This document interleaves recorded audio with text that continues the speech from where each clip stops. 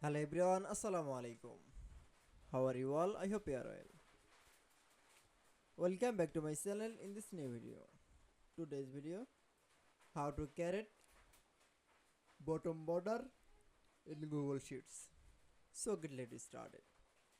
At first open your Google Sheets document file. Firstly then I show the Google Sheets from in this page. This the create from the bottom border. Now select from the area. Now going to the menu option. Now click on the border option.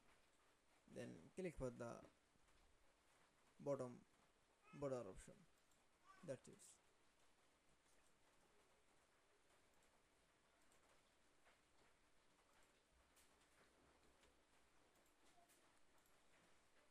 Then I show the then again select from the an area. Now going to the border option. Now click for the border option. Now click for the bottom border option.